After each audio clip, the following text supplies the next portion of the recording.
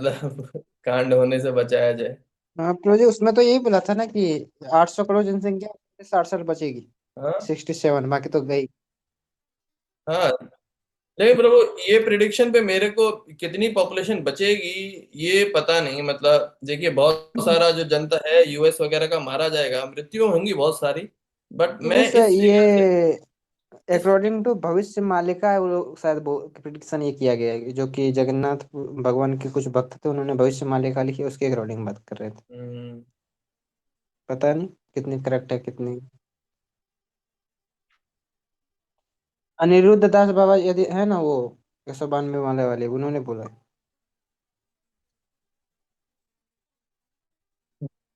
मैंने मैंने हम्म। पूरा भेजा है, वीडियो भेजा है। आप लोग भी चेक कर लेना, वीडियो में पूरा लिखा हुआ मैंने है। भी देख एनीवे, लिया ब्रो मेरा रात का नींद उड़ गया था 1 सप्ताह के लिए। नहीं मैं गुरु महाराज को भी मेल लिखा हूँ। देखिए, गुरु महाराज का मेल का रिप्लाई आ जाएगा ना, तो वो और एग्जैक्टली बताएंगे क्या करना है, कैसे रहना है। मोरल ऐसे एक ही चीज करनी है, हमें भक्ति करनी है। तो मेरा तो यही यही मुद्दा है कि हम लोग हर दिन सोने के पहले हमें कैसा लग रहा है, हमने क्या अपनी आत्मा के लिए कुछ किया या केवल शरीर के लिए करके सो रहे हैं। करते करते अगर दिन ऐसे खत्म हो रहा है, तो ऐसे ही एक दिन मृत्यु नॉर्मल तरीके से भी आ जाएगी, तो हम कुछ कर नहीं पाएंगे। मेन मकसद ये होना चाहिए। मतलब भगवान पाने को तो आदमी 7 दिन में पा सकता है, अगर पूरा लग जाए परीक्षित महाराज के जैसे, सिर्फ 24 घंटे भागवतम सुन रहा है, भागवतम पढ़ा रहा है, पा सकता है। ब्रो लेकिन आप खटवांग सोचिए आप। महाराज तो ये एक मुहूर्त में पा लिए थे। हाँ, लेकिन उस तरह का सीरियसनेस और भाव बनाना बहुत जरूरी है, तो ये पॉइंट है। अभी हम लोग क्या अपने गंदरपुर में रह रहे हैं, खाते हैं, सोते हैं, सेक्स करते हैं, और कभी कभार overly attach ceases after the object, जैसे एक जो हिरन होता है वो, मतलब ऐसे मृग तृष्णा के पीछे भागता ही रहता है, दुनियादारी के पीछे।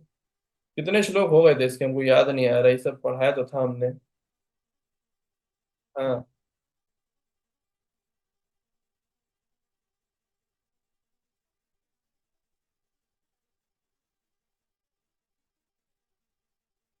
इस्कॉन का प्रभु जी, ये जो जो एस्ट्रोलॉजर थे ना, उन्होंने एक प्रिडिक्शन दिया था ऑलरेडी कि 2027 में ग्रहों का कुछ ऐसा अलाइनमेंट होने वाला है, जिसमें कि मतलब बहुत तबाही होगी, जो क्योंकि अब तक 250 सालों में जितना मतलब तबाही नहीं देखी गई है, वो तबाही अभी 2027 के बाद में होने वाली है। 2 अक्टूबर 2027। मैं इसीलिए कंफर्मेशन के लिए गुरु महाराज को भी मेल लिख दिया हूँ, एक बार गुरु महाराज का इस पे और रिप्लाई आ जाए तो। गुरु महाराज टिपिकल 1 महीने में रिप्लाई देते हैं, जैसे ही आएगा मैं आप लोग को वो भी अपडेट करता हूँ। प्रभु तो जी हरे यहाँ, कृष्णा। हाँ आपने ब्रो गोल्ड का बात किया देखिए गोल्ड के बारे में क्या लिखा है। हाँ, वही लिखा रहना। नहीं कभी कभार जो जीवात्मा होती है, वो ये पीला जो पॉटी है गोल्ड का, उस पे इसको बेसिकली आग के पॉटी को गोल्ड कहा जाता है, ठीक है।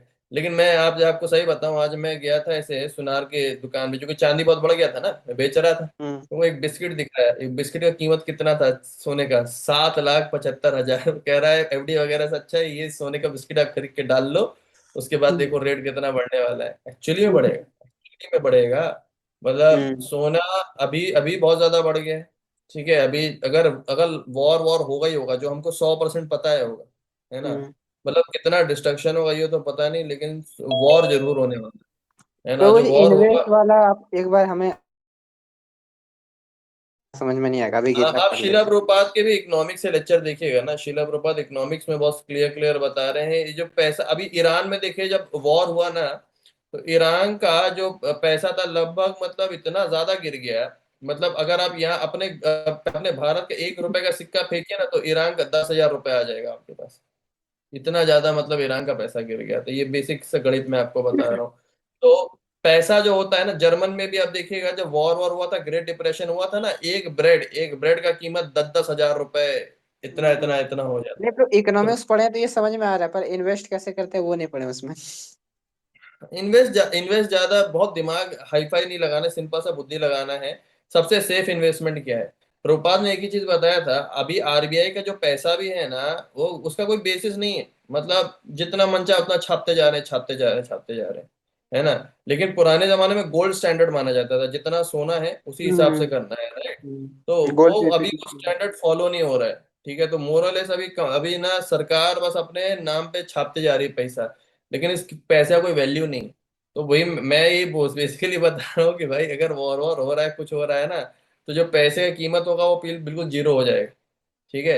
और अगर सोने में आपने डाल के रखा हुआ है अपना कैश, या तो आपने सोने का जो ईटीएफ है, शेयर मार्केट में भी होता है ना ईटीएफ सोने का, वो या तो वो खरीद तो ये सकते तो हैं, समझ में नहीं आता है। या तो शेयर मार्केट फिजिकल में गोल्ड खरीद के डाल लो। सोने का बिस्किट आता है, जिसमें प्रॉपर लिखा रहेगा, वो प्रभु, खरीद वो के हम डाल दो। वो हमारे लिए है तो ही नहीं वो, बजट प्रभु से हम लोग बाहर है। के अपने में हम लोग बता के रहे तरफ से, प्रभु हम लोग को जैसे नहीं समझ में आ रहा है, तो हम लोग की तरफ से हाँ, आप ही परचेज कर लीजिए। हम लोग कैश आपको दे देते हैं। अरे प्रभु कुछ नहीं, आप सुनार की दुकान पे जाइए ना, सुनार की दुकान पे कोई आप लोग प्रभु जितना भी सेविंग करते होंगे, बैंक में डालते होंगे, एफडी खुलाते होंगे, राइट।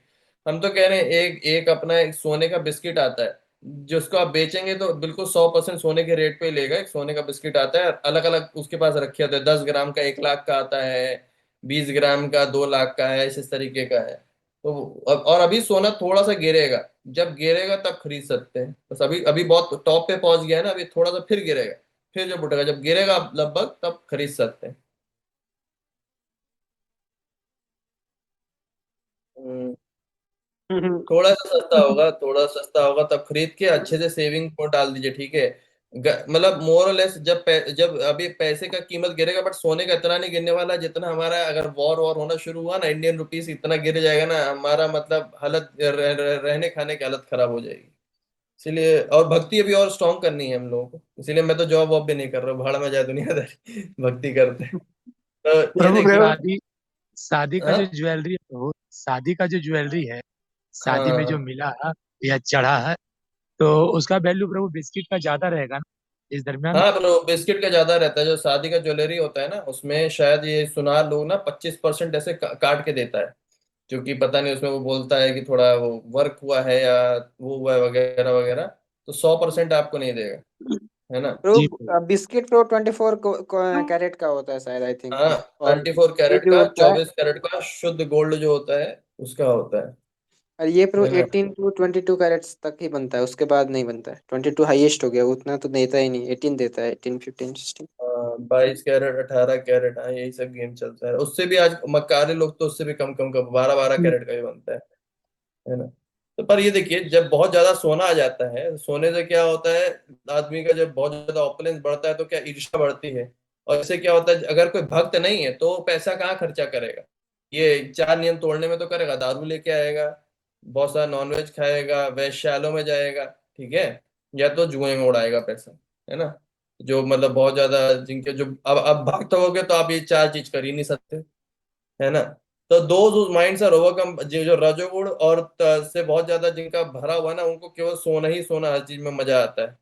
मैं एक बार ट्रेन में ट्रेवल कर रहा था, एक माता जी केवल सोने सोने की ज्वेलरी पहन पहन के घूम रही थी। मैंने कहा माता जी, ये आपके गला कटने का एक रीजन हो सकता है, कृपया इसे नकली ज्वेलरी पहन के चलिए, गड़बड़ चीज है ना। तो कुछ लोग का एडिक्शन होता है, आप लोगों ने देखा होगा, कुछ इस तरह के लोग होते हैं, सोने से इतना अटैच हो जाते हैं, बाप रे। हरे तो कृष्णा प्रभु जी।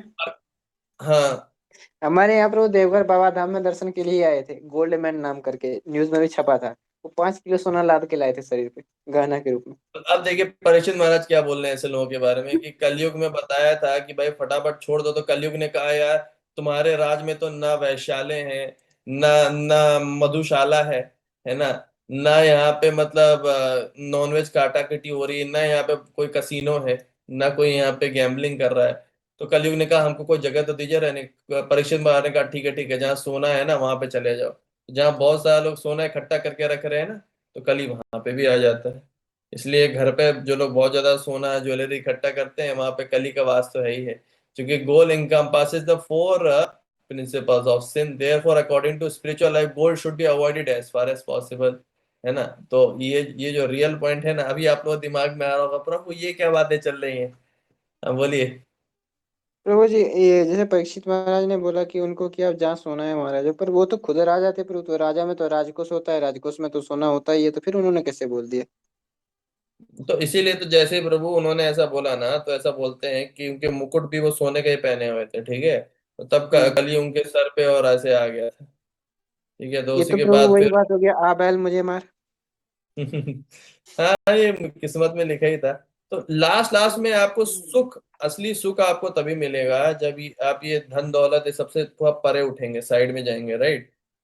एक और तरीका मेनली ये है कि जो आप कुछ भी, जो भी लक्ष्मी है, वह भगवान का मान करके वो भावना बहुत क्लियर रखना पड़ेगा। युक्त वैराग्य में जो जीवन है ना, वो एक्चुअली में जीना पड़ेगा कि आपका, आपको मतलब शिला भक्ति विनोद ठाकुर बोलते हैं कि आप चौकीदार के जैसे अपने आप को समझो। आप ये अगर पैसा जितना भी आपके घर में ये भगवान का है, ठीक है, तो अब भगवान के लिए कल को आप सेवा नहीं कर पाओ, कुछ नहीं कर पाओ, तो इस लक्ष्मी को कैसे केयर करना चाहिए, उस भाव से आपको, इवन इवन ये आपको अपने फैमिली मेंबर्स को भी, अपनी पत्नी को, सबको सबको यह समझना पड़ेगा, इनको भगवान ने मेरे लिए भेजा, मैं यहाँ का पूरा चौकीदार हूँ, है ना। जैसे नरेंद्र मोदी बोलते हैं नहीं, हम चौकीदार है। तो उसी भाव से हमको पूरा इस चीज का बहुत ध्यान रखना पड़ेगा। हमें पैसों के लिए पगलाना नहीं है, लेकिन हमें ये भी ध्यान रखना है ना कि कल को हमारा जितना हमने अपनी बहुत मेहनत से लक्ष्मी कमाई है, ठीक है, कल को वॉर होता है, जंग होता है, तो वो पूरा जीरो हो जाएगा, तो फिर जो फैमिली जिसको कृष्णा ने मुझको दिया टेक केयर करने को, मैं कैसे कर पाऊंगा, है ना। लोग तड़प तड़प के मरेंगे। मैं एग्जांपल बता रहा हूँ, ब्रेड अगर आपका एक एक ब्रेड 10-10 हजार रुपए का हो रहा है, कुछ कुछ हो रहा है, आप क्या करेंगे, बोलिए। प्रभु ये छोड़ो, हरिद्वार चलो, हरिद्वार हो जाएगा फिर। हाँ तो हरिद्वार चलेंगे, क्या करेंगे, और कोई ऑप्शन नहीं बचेगा। हाँ, हरिद्वार जाइए, कुछ लाख आखिरी में ऐसे देखिए, सफरिंग तो सबका लिखा ही लिखा है, कोशिश करो बचने का, वरना भुगतना तो है ही। तो वही बता रहे कि जो ज्यादा सोना होता है वहां पे ये बहुत प्रॉब्लम्स होती है। और जो बहुत जो वेस्टर्न लोग हैं वो लोग तो सबसे बहुत एडिक्ट हैं। गोल तो मतलब, लेकिन गोल को क्या बोला जाता है, पीला पोटी बोला जाता है ना। क्योंकि और ये कलर मतलब बहुत ज्यादा मटेरियलिस्टिक लोगों को अट्रैक्ट करता है। ये क्या हो गया है। हम्म। तो sometimes the condition sold is absorbed in finding residential quarters, है ना। हम लोग बहुत ज्यादा बेचैन रहते हैं ना। हमारा घर, एक एक घर बनाऊंगा मैं, एक ऐसा मेरा सपनों का घर, ठीक है। पानी आना चाहिए, पैसे से मेंटेन होना चाहिए, और बहुत सारे मेहनत करके ना नेसेसिटी इकट्ठी करता है। वो सब कुछ भूल जाता है कि मैं यहाँ पे, मेरा जीवन में यहाँ पर्पस क्या था, क्योंकि अब बेचारा जीवन की किस्तें चुकाते चुकाते परेशान है। पहले भाड़ में जा दुनियादारी, पहले हमें किस्तें चुकानी है। देखा जाएगा, दुनिया तबाह होती तो है, अभी गाली सही नहीं जाती है, तो आदमी ना इतने खर्चे कर देता है, तो ऐसा फंसता चला जाता है भौतिक जगत में ना, कि आदमी मतलब निकल नहीं पाता फिर वहां से बिल्कुल भी। तो यही ये जंजाल है। ये गेम पैसे से ही शुरू होता है, और लोग बहुत कम इसके बारे में बातें करते हैं, लेकिन ये पैसा ही गेम खेलता है। तो यहाँ बता रहे हैं कि ये जो जो गरीब आदमी होता है, बिलोंगिंग टू मर्सेंटाइल कम्युनिटी, वो जंगल में जाता है, थोड़ा बहुत मतलब मान लो सामान खोजने जाता है, कि भाई ये मतलब जो एनालॉजी जो बता रहे थे ना, कि हम सब एक गरीब आदमी के जैसे जो जंगल में गए, ठीक है, थोड़ा लकड़ी वकड़ी इकट्ठी करने, सोचा इससे अपना अपना घर पानी चलेगा, लेकिन हम ओरिजिनली जैसे कृष्णा को भूल गए, इसी तरह से हम ना जंगल में अंदर तो घुस गए, उससे बाहर निकलने का पूरा रास्ता भूल गए, है ना। और हम लोग फंसते चले जा रहे हैं, और हम इधर उधर पूरा अपना जो असली जो हमारे जीवन का उद्देश्य है उस पर ध्यान ना दे करके इधर उधर की चीजों में बहुत भटक रहे हैं। मतलब मैंने आज आप लोगों को एक वो फोटो भी भेजा था, शिला भक्ति विनोद ठाकुर ने, जो उसमें लिखा था भक्त्यालोका में, कि हमारी जो बातचीत होनी चाहिए लोगों से, वो किस मुद्दों पे होनी चाहिए, केवल और केवल भक्ति के बातों पे होनी चाहिए, वरना चुप रहे है ना, ज्यादा अच्छा है। मतलब जैसा, और हमने भागवता में भी पढ़ा था, चुप रहना बेटर है एज कम्पेयर टू शोर शराबा झगड़ा करना, राइट। जहाँ झगड़े फसाद हो रहे हैं उनसे बेटर है चुप्पी रहो। जो लोग आपसे अगर बात करते हैं, और अगर बात में झगड़े के अलावा उनसे, वो लोग चाह करके भी झगड़े के अलावा कुछ नहीं कर पाते हैं, तो बेटर क्या रहेगा, चुप्पी बनाए रखिए, मनमोहन सिंह बन जाइए, है ना। क्योंकि क्या नाम है, ज्यादा झगड़ा करना मतलब बहुत ज्यादा दिक्कत में आ जाते हैं, मतलब उसको प्रजल्पा बोलते हैं, और इससे क्या होता है, जाने अनजाने आप पाप करेंगे। इसमें लिखा ही होता है शिला मतलब क्या नाम है, भक्ति विनोद ठाकुर ने। और एक हमने श्लोक का भी देखा था, उद्धव जी को कृष्ण बता रहे, किसी गैर आदमी का, ये गैर आदमी मतलब किसी और का, भगवान और भगवान के शुद्ध भक्तों के अलावा अगर हम किसी की तारीफ भी कर रहे हैं, या बुराई भी कर रहे हैं, या कोई भी आर्ग्यूमेंट कर रहे हैं, कुछ भी दोष कुछ भी कर रहे हैं ना, ये सब चीजें हमें भगवान से दूर कर देती हैं। तो हमारा किस किस विषय में हमें चर्चाएं करनी चाहिए, और किस विषय में हम चर्चा करते हैं, इसमें बहुत ही ज्यादा, तो इसमें मतलब अगर कोई लोग भी ऐसा कर रहे हैं, तो असत्संग त्यागा वाला जो पॉइंट आता है ना, वो मुद्दा हो जाता है, फिर आप ऐसे लोगों से ज्यादा बात नहीं कर सकते, है ना। कि अगर आप भक्ति को लेकर के सीरियस हैं, तो भक्ति को लेकर के अगर आप सीरियस है ना, तो आपको केवल और केवल इस तरह के इंटरेक्शन होने चाहिए जहां पे हम लोग ब्रह्म को खोज रहे हो, यानी कहीं ना कहीं हम भगवान के विषय में जानने की कोशिश कर रहे हो। वैसे कन्वर्सेशन में ज्यादा होना है, वरना हमें चुप्पे रहना बेटर है। हमें कहीं भी, और एक प्रॉब्लम जो कहता है, हम लोग कौन से जंजाल में फंस जाते हैं ना, जैसे कि जो उपाधियां होती हैं। मान लो आपको उपाधि मिली कि आप किसी के पुत्र हो, तो आप कोशिश करोगे मैं सबसे बढ़िया पुत्र बनूं, और आपको ताना भी मिलेगा कैसा पुत्र है तुम, क्या हो। मान लो आप किसी के पति हो, तो आपको हमेशा लोग यही करेंगे, तुमको बढ़िया पति बनना पड़ेगा, तुमको ये करना पड़ेगा, तुमको टार्जन बनना पड़ेगा, हु हा करना पड़ेगा, ठीक है। आप इस उपाधियों से भागी जाओ। जितना आप उपाधियों में फंसे रहोगे ना, ये सब जो मतलब प्रभुपाद जी बता रहे हैं ना, जो हमने अभी जो फाइनल निष्कर्ष देखा था, 4.4.22.21 श्लोक का, जो कि मैं टेलीग्राम में आपको भेजा हूँ। इसका मेन ही मुद्दा ये है कि हमें शारीरिक ये जो धारणा ऐसे निकलना है, और हमें कहाँ पे पहुंचना है, हमें आध्यात्मिक यानी कि भगवान के प्रति अटैचमेंट बढ़ाना है। तो जैसे जो अर्जुन का भी था, अभी अभी हम लोग जो गीता पैरेलली पढ़ रहे हैं, तो गीता में आप क्या समझे। गीता में जो अर्जुन जो है वो स्टार्टिंग में देखिए, मतलब शास्त्रिकली बातें सही कर रहे हैं, ठीक है। लेकिन देखिए सबसे नीची कोटि का शास्त्र कौन सा होता है, अर्थशास्त्र।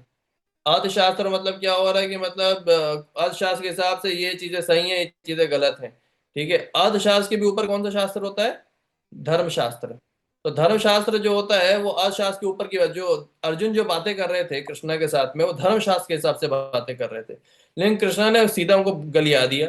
असोचम अनवसोचस्तम प्रज्ञावजम स भाषसे, है ना। गतासुम अगतासुम सा नानु सोचंती पंडिता। एक मतलब कृष्णा हंसते हुए क्या बोले, तुम बातें तो बहुत होशियारी भरी कर रहे हो, लेकिन हो तुम एकदम मूर्ख। क्यों उनको मूर्ख बोल दिया, क्योंकि जैसे धर्मशास्त्र के ऊपर भी एक शास्त्र आता है फाइनल, कौन सा होता है, ज्ञान शास्त्र, ठीक है। तो ज्ञान शास्त्र का मतलब होता है जो आत्मा का, जिसमें ज्ञान है ना। तो अर्जुन जितनी बातें कर रहा था सब शरीर के हिसाब से बातें कर रहा था, लेकिन उसके ऊपर की भी बातें होती हैं, वह आत्मा के ऊपर की बातें, ठीक है। तो अगर आप किसी भी कन्वर्सेशन में ये आत्मा के ऊपर चर्चा नहीं कर रहे हो, तो आप केवल और केवल भगवान से दूर जा रहे हो। तो इसीलिए अब कह रहे हैं कि मतलब कोई भौतिक आप गृहस्थ हैं, आपको तो करनी पड़ेगी, लेकिन जब आप सब कुछ भगवान के लिए कर रहे हो, तब आपका सब कुछ स्पिरिचुअल कन्वर्ट हो भी रहा है, राइट। मान लो मैं बिजनेस कर रहा हूँ, लेकिन मेरा पूरा ध्यान कैसे मेरे को कृष्णा के लिए कैसे लक्ष्मी इकट्ठा करना है, कैसे मेरा विग्रह अर्चना होगा घर में, वगैरह वगैरह। तो ये सब बहुत इंपॉर्टेंट है। तो नहीं तो हम लोग फंसते चले जाते हैं, दुनिया में फंसना बहुत आसान है, और निकलना, ये पूरा दुनिया बनाई गई फंसाने के लिए ना। तो आप कुछ भी करो, अगर आप कुछ अलग करना चाह रहे हो, तो आप पूरे दुनिया के विपरीत जा रहे हो, समझ रहे हैं। इसके लिए भक्तों का संगत बहुत जरूरी है, क्योंकि एकता में दम होता है ना। अभी हम लोग अकेले भागवतम पढ़े और वैसे ग्रुप में पढ़ रहे, तो दम किसमें ज्यादा है कि हम लोग मिलजुल करके कर रहे हैं, सब लोग एक दूसरे का मतलब एक जगह बैठा करके कर पा रहे हैं, राइट। तो ये इंपॉर्टेंट है। तो ऐसे आदमी फंसा रहता है, मैन्युफैक्चर्स अपने मन गढ़ंत उसकी आर्टिफिशियल नेसेसिटी बना लेता है ना। अब आदमी को और नेसेसिटी, अब देखिए बिजली का जरूरत नहीं है, फिर भी आदमी बिजली के पीछे पागल, अब उसका बिल भरेगा, अब बिजली चोरी करेगा और कांड करेगा, समझ रहे हैं ना। तो वो ऐसे सिचुएशन बनाता है, और कंफर्ट चाहिए, लेकिन आखिरी में क्या उसको समझता है वही करता है, लेकिन वो करता नहीं है। प्रकृति क्रियमाणे ना गुणे कर्माणि सर्वशः अहंकार विमूढ़ आत्मा करता हम इति मन्यते। तो हमारा जो काम भावना है बढ़ते चली जाती है, बढ़ती चली जाती है, बढ़ती चली जाती है। फिर ये बता रहे कभी कभार जो आंखों का झोंका आता है, वो किसका आता है, सेक्स के प्रति, कि एक अपोजिट कोई और स्त्री दिखी और उसको बोलते हैं प्रमाद। बीइंग दस bewildered, he is raised upon the lap of a woman। तो स्त्री स्त्री के गोद में लेटता है, और एट द टाइम उसकी सारी जो इंद्रियां होती है ना, वो रजोगुण से भर जाती हैं, ठीक है, ऑलमोस्ट अंधा हो जाता है। तो ऐसा बोला नहीं जाता ये आदमी प्यार में अंधा हो चुका है। प्यार में नहीं, वो काम इच्छा से अंधा हो चुका है ना। तो ऑलमोस्ट ब्लाइंड। और वो फिर क्या होता है, उसको कोई भी रूल और रेगुलेशन कुछ याद नहीं रहते, ये सही था, ये गलत था, अरे जो भी है। आप देखते होंगे जब कोई कामुक हो जाता है ना, इवन हम लोग आज के न्यूज में भी देख रहे हैं ना, कि मतलब शादी हुई और लड़की का किसी और व्यक्ति के साथ में कुछ और चल रहा था, तो ड्रम कांड कर दिया, पति को घुमाने लेके जाती है, और बस धीरे से एकदम अपने जो साथियों को लेकर के मारपीट करके उसको मार डालेंगे। क्यों, इतना इतना आसान कैसे होता चला जा रहा है। क्योंकि स्त्री हो चाहे पुरुष हो, काम इच्छाओं से सबके सब अंधे हो जाते हैं, उनको कुछ सही गलत नहीं समझता है, वो ऐसे आग से झुलस रहे होते हैं, है ना। लेकिन क्या होता है, उनके कांड को कोई देखे ना देखे, चित्रकेतु धीरे से फोटोग्राफ ले रहे होते हैं। ओह तुम ये कर रहे हो, आओ तुम्हारी फोटोग्राफ लेता हूँ, कांड कर रहे हो। अब रात में भी वो इलिसिट सेक्स एंजॉय कर रहा होता है। उसको लगता है कि मतलब अभी फ्यूचर में तो कुछ होगा ही नहीं है, कोई देख थोड़ी ना रहा है, सब कुछ तो अकेले अकेले में हो रहा है। लेकिन उन्हें क्या पता, सूरज चंद्रमा सब आपके धीरे से फोटो खींचते जा रहे हैं, आप क्या कांड कर रहे हैं, ठीक है। तो भगवत गीता में क्या लिखा हुआ है, भगवत गीता में बहुत साफ सुथरी बात लिखी हुई है।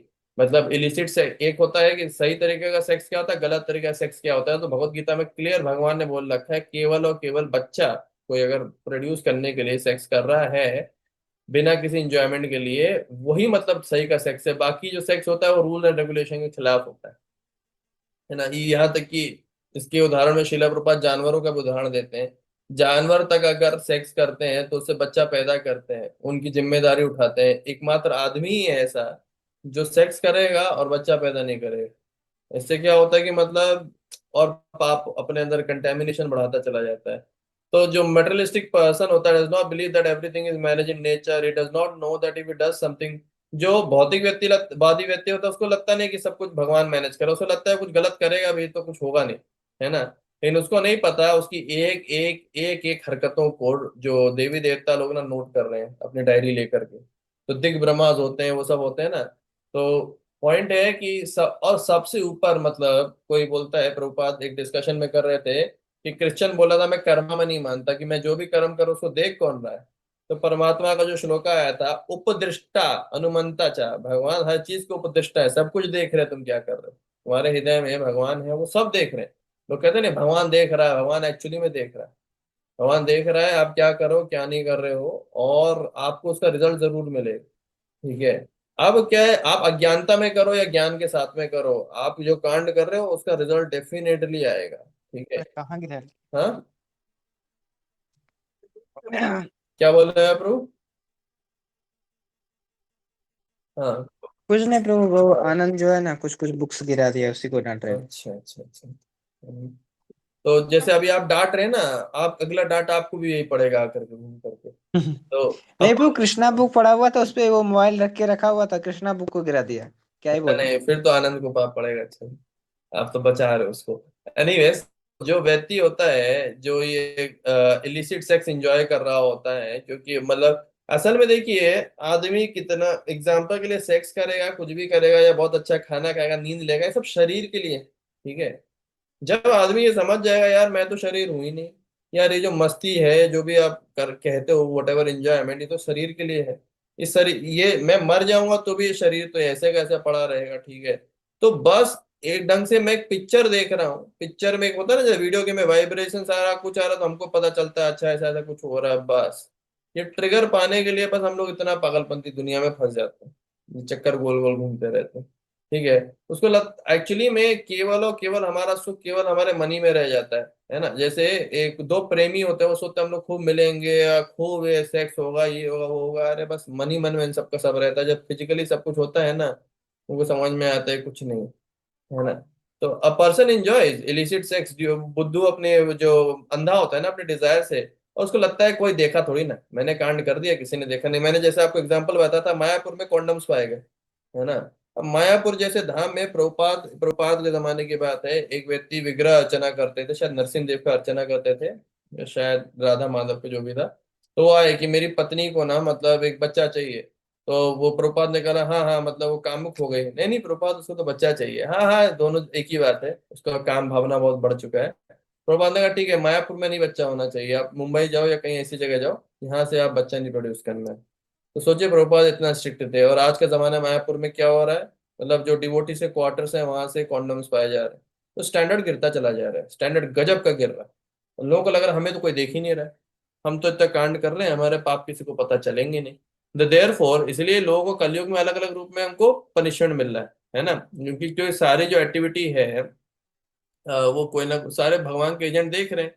और देवी है शकुन माया मम माया है दुरत्या। तो बताइए इलिसिट सेक्स है, इसको कभी मतलब एक्सक्यूज नहीं किया जाता है। ये ना शायद हमने पढ़ा था श्लोक का, बहुत डेप्थ में पढ़ा था ना, कि जो इलिसिट सेक्स होता है वो जन्म जन्मांतर तक पनिश किया जाता है। अगर एक जीवन में नहीं आपके कांड का पनिशमेंट मिलेगा, जन्म जन्मांतर तक मिलेगा। हरे इसलिए कृष्ण। ब्रह्मचारी होकर के तो कांड गलती से करना ही नहीं, है ना। Illicit sex is the most prominent due to the lusty desire. When one associate with the mood of passion is implicated the suffering life after life। तो अगर हम नाजायज संबंध बनाते हैं एक जीवन में नहीं, जन्म जन्मांतर तक भुगतना ही पड़ेगा आपको। हरे यू कैन कृष्ण। नॉट बच। हाँ, बच नहीं सकते, बोलिए। ये तो प्रभु हम लोग रिपीट की पढ़ रहे हैं, वो हाँ, मैं पढ़े वही हुए बोला तो। हूँ, ये रिपीट है। रिपीट हो गया, पता नहीं, शायद भगवान की इच्छा थी, हम लोग को दोबारा सुनाना चाहते थे। एनीवेज, ये वाला आ गया ना, कि कभी कभार, मतलब कभी कभार ये जो जीवात्मा को समझ में आता है यार, ये बहुत ही जगह सब फालतू है, ना कोई अपना है ना कुछ है। तो कभी कभार समझ में आता है कि यार मैं जो भी इंजॉय कर रहा हूँ सब कुछ फालतू है, सब सुख के पीछे दुख छुपा हुआ है। फिर भी वो, मतलब फिर भी उसका जो क्या नाम है ना, जो उसका शारीरिक जो कंसेप्शन इतना स्ट्रांग रहता है ना खुद को शरीर समझने का, कि उसकी जो बुद्धि होती है खत्म हो जाती है। और फिर वो भौतिक उसके पीछे भागने लगता है, जैसे जानवर होता है ना, जानवर वो जो एक उसके पीछे भाग रहा होता है ना, मिराज के पीछे। और प्रभुपाद ने विद्यापति का एक एग्जाम्पल कोट किया था कि ये भौतिक जगत ऐसा है जो एक रेगिस्तान के जैसा है। रेगिस्तान में अगर एक बूंद पानी मिल जाए, ये सेक्स लाइफ है ना। तो एक बूंद पानी के लिए आदमी इतना परेशान है, लेकिन उसको पता नहीं कि भाई एक पूरा समुंदर है, एक मीठे पानी का समुद्र है भक्ति। उसके अंदर चले जाओ भाई, तुम्हें कभी प्यास नहीं लगेगा, है ना। तो वही पॉइंट बता रहे हैं कि जो पूरा, और देखिए प्रभु हमारे शास्त्रों में कितना खुल के सारी बातें बताई जाती है ना, कि जिसको मतलब बहुत ज्यादा हमारे शरीर से जिसको बहुत ज्यादा आसक्ति होती है, वही इतना ज्यादा पागल होता है। इसीलिए बोला गया जाता है आदमी और स्त्री के मुकाबले ना स्त्री को अपने शरीर से ज्यादा आकर्षण होता है। क्यों होता है आप देखते हैं, मतलब स्त्री को बहुत ज्यादा सजेगी संवरेगी, ये करेगी, करते करते, और हर समय शरीर को लेकर के कॉन्शियस रहती है। हाय, ये झुर्री तो नहीं आ रहा है, हाय ये तो नहीं हो रहा, हाय मेरा एक बाल हो गया, हाय बाल सफेद हो गया। इतना ज्यादा स्त्रियां जो होती है ना अपने शरीर को लेकर के बहुत ज्यादा कॉन्शियस रहती है, आदमी इतना नहीं रहता है ना। इसीलिए मतलब ये वन ऑफ द रीजंस है कि बोला जाता है कि आदमी बहुत जल्दी भक्ति समझ सकता है ना। तो ये बता रहे हैं जो भौतिक जगत का जो सबसे बड़ा जो रोग है वो क्या है, मैं शरीर हूँ, मैं ये हूँ, मैं वो हूँ। तो ये मैं के चक्कर में ना, ये जो चीज है ना, हम लोग जो खुशी है ना, खुशी को पीछे पकड़ते रहते हैं। जो बोला जाता है कि ना हम हर समय होपफुल रहते हैं। जैसे हमने शास्त्रों में अगर पढ़ लिया कि क्या नाम है ना, एक आइडियल पत्नी ऐसी होनी चाहिए, हम बिल्कुल अपनी पत्नी में आइडियल पत्नी खोज रहे होंगे, रियलिटी कुछ और। रियलिटी और फिर जब रियलिटी हमको दिखेगी, हमें वो रियलिटी पसंद नहीं आएगी, नहीं नहीं हम तो ऐसा चाहते थे, ऐसा होना चाहिए था, वैसा होना चाहिए था। या आइडियली हम अपने जीवन में ऐसा सोच रहे थे कि यार जो हमने शास्त्रों में पढ़ा है कि ऐसा ऐसा होना चाहिए, तो हमारे बच्चे ऐसे होने चाहिए, और रियलिटी कुछ और निकल के आता है। अब हम हरे लोग वो कृष्ण पचा नहीं पाते हैं। हाँ, प्रभु जी, एक क्वेश्चन आया है हमारे पास, वो आपसे पूछ रहे थे। पूछे। प्रभु यहाँ एक क्वेश्चन ये बोल रहे हैं, मैं एक्चुअली नहीं बोल रहा, मैं बस फॉरवर्ड कर रहा हूँ कि लेडीज लोगों को बाल होता है, प्रभुपाद को बाल नहीं था, इसलिए लेडीज लोग पेंट करते हैं बाल। क्या क्या क्या लेडीज। लेडीज लोगों का बड़ा बड़ा बाल होता है, प्रभुपाद को बड़ा बड़ा बाल नहीं था, इसलिए प्रभुपाद बोल रहे हैं। ऐसा कुछ नहीं ब्रो, मतलब क्या नाम है, जो प्रभुपाद की जो स्त्रियां डिसाइपल्स थी वो भी तो थी ना। मेन मेन मुद्दा रहता था कि हमें कैसे शारीरिक चेतना से बाहर निकलना है। प्रभुपाद फाइनली ये भी बोलते थे, इवन आपके कपड़ा भी मैटर नहीं करता है, रियलिटी है, भक्ति होना चाहिए। जब आप एक स्त्री बोली थी प्रभुपाद, आप स्त्री पुरुष में इतना क्यों अंतर कर रहे हैं? वो तो भाई जब तक आप खुद को स्त्री समझ रहे हो, जब तक आप खुद को पुरुष समझ रहे हो, आप में अंतर है। जब आप खुद को आत्मा समझ रहे हो, आप में और किसी स्त्री या पुरुष में क्या अंतर रह जाएगा? प्रभुपाद इस सब में बहुत क्लियर थे कि हमें आत्मा वाले मूड पे आना पड़ेगा, हम आत्मा हैं, हम शरीर नहीं हैं। तो और यही पॉइंट है कि अर्जुन जिस तरह से बातें कर रहा था पूरे शरीर के लॉजिक से बात कर रहा था, ठीक है। लेकिन जो शरीर के ऊपर आत्मा का लॉजिक होता है, और आत्मा के लिए दुख की कोई बात ही नहीं होती है ना। तो अगर कल को कोई चीज आपसे छीन ली जाए, मतलब छीन ली जाए, मैं बहुत बहुत सीरियस एग्जांपल बता रहा हूँ, कल को आपका पुत्र मर जाए, जैसे कि श्रीवास ठाकुर का पुत्र मर गया था, राइट, जब चैतन्य महाप्रभु वहाँ कीर्तन कर रहे थे। तो उनका पूरा फोकस कैसा था कि महाप्रभु कीर्तन नहीं रुकना चाहिए मेरा, भले ही मतलब, और जो उनकी स्त्रियां देखिए अपने आंसू नहीं पा रही थी, वो रोए जाती, उनको श्रीवास ठाकुर बोले अभी तो अब शांति हो, मतलब चैतन्य महाप्रभु डिस्टर्बेंस होगा। और चैतन्य महाप्रभु समझ गए कि मेरा भक्त देखो कितना क्या क्या कर रहा है। अब महाप्रभु ने आकर के उनके पुत्र को जिंदा किया था वगैरह था, डिस्कशन हुआ है ना। पर अब ये रियलिटी आप प्रैक्टिकली देख सकते हैं, जबकि भक्ति में एक्चुअली ऑब्जॉर्प्शन का मतलब क्या होता है कि आप एक सेकंड के लिए भूल गए आप शरीर हो, आप भूल गए आपका परिवार है, कुछ भी है, आपका मेन फोकस भगवान पे है। तो एक भक्त का हमेशा फोकस क्या रहता है, कैसे मैं को भगवान को खुश करना, और भगवान का फिर फोकस क्या रहता है, कैसे मेरा भक्त कैसे दुखी हो सकता है। आप समझ रहे हैं? ये पॉइंट है। तो ये हमारे मेन जो जीवन का जो जो दिक्कत है कि हम खुद को शरीर समझ रहे हैं, है ना। इस चक्कर में क्या हो जाता है, जो भगवान है ना, अंडर दीज सर्कमस्टेंसेस, मतलब बाय द, जब हम भक्तों के संगत में आते हैं तब हमें समझ में आता है यार जीवन में क्या सही में भाई, मैं तो मतलब पानी समझ के रेत खाता जा रहा हूँ है ना, ये हालत है। तब आपको समझाते हैं एक ऐसी जगह है बेटा जहाँ बहुत सारा पानी है, जहाँ तुम समुद्र में डूब सकते हो, मैं तुमको रास्ता दिखाता हूँ, भक्त लोग बोलते हैं। ठीक है, under these circumstances supreme personality of God है, जो भगवान है, जो सबके हृदय में है, वो मतलब क्या करेंगे, अगर फिर भी नहीं सुधर रहे होते ना तो